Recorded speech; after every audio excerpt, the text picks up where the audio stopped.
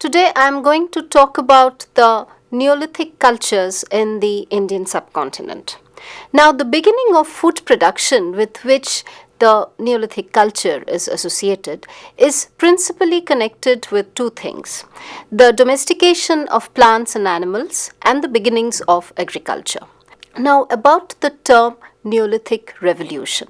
This term was coined by Gordon Childe, and certain salient features are associated with this revolution, with the Neolithic Revolution.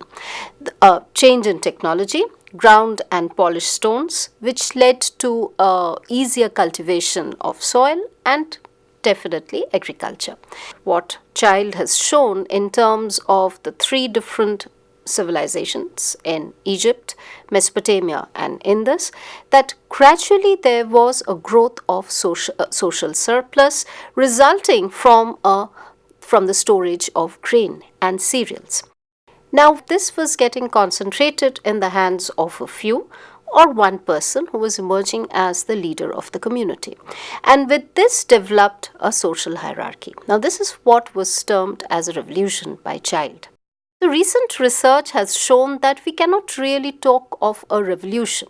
There were changes which happened gradually, and it was far more complex than Childe, who was actually a pioneer in archaeology, in archaeological thought, than what Childe had envisioned.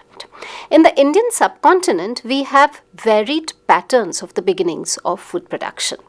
Firstly, we will concentrate on a site which actually does not fall in India. It falls in Bolan Valley, in fact, part of the northwestern section of the Kachi-Bolan plain in Balochistan. This is the site of Mehergarh. This Kachi-Bolan plain merges with the Indus Valley.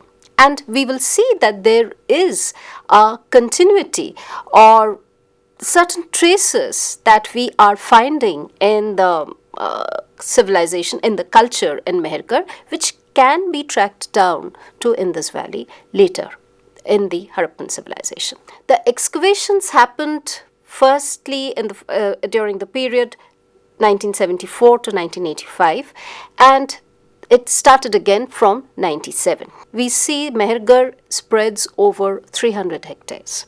In the Neolithic, it is divided into two periods, the Aceramic Neolithic and the Ceramic Neolithic.